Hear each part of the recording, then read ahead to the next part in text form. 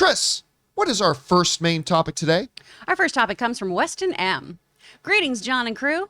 So the Academy was originally going to meet to decide what disciplinary actions they were going to take against Will Smith for the Oscars incident on April 18th. But it looks like they decided they needed to move faster and have moved up that meeting to this Friday, April 8th.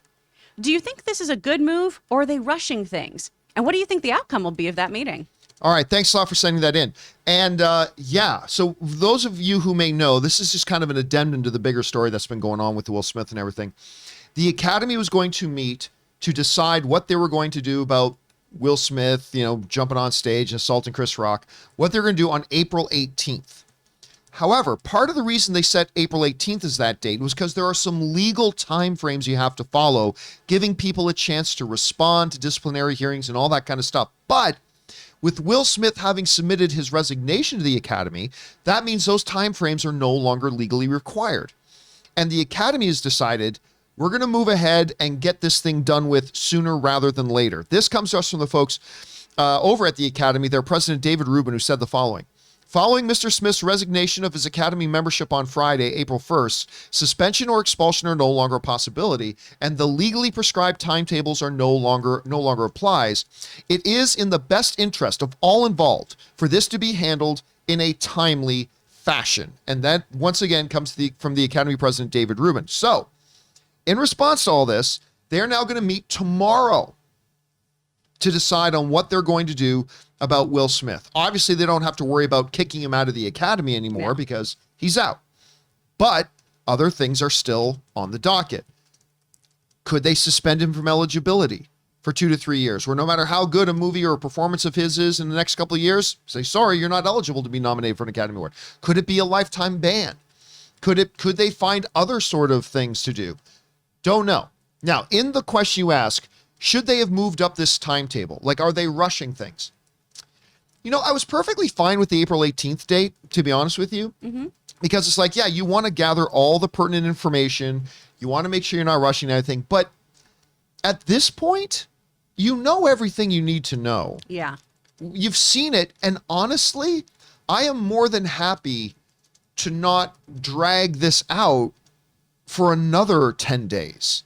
Like, if everybody already knows what they feel about it, if the Academy already has a sense of what they're going to do, just have the meeting tomorrow, get it over with, get it done, so everybody, including Will Smith, can now move forward and figure out how to navigate what's ahead. So, yeah, I don't think this is rushing. I think this is a great move on their part. You don't hear me say that often about the Academy board lately. Great move on the Academy. Those aren't words that come out of my mouth very much lately, but I would give them kudos for this. Moving it up 10 days, let's just put this to bed, move forward, because, there's still more things to happen. Even once the Academy settles it, then SAG has to decide what they're going to do. But for the most part, this is the main thing that needs to happen. Let's get it in our rearview mirror.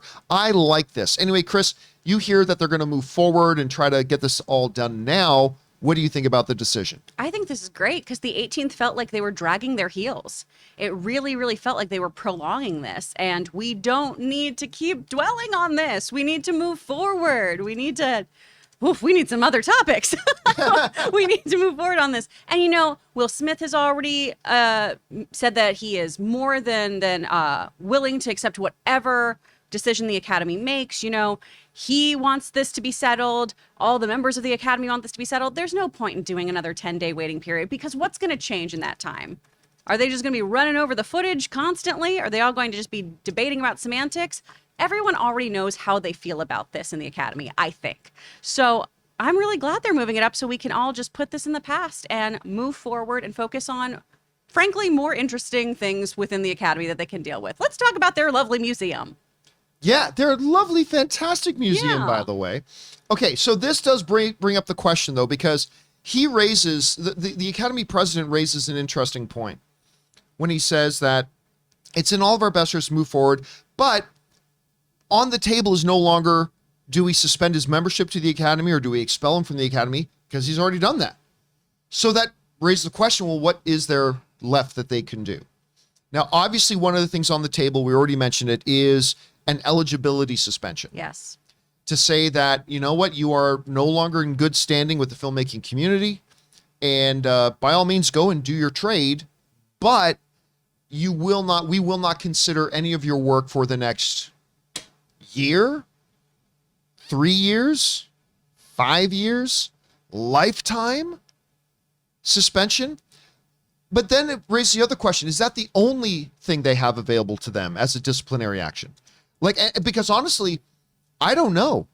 I don't know what else they have in their, quiver, what arrow they have in their quiver left other than an eligibility suspension. You can't take away his membership because that's gone already. You can say you're not eligible for the Oscars. I don't even know if they can legally fine him. Like, I'm no longer a member of your committee. You can't fine me.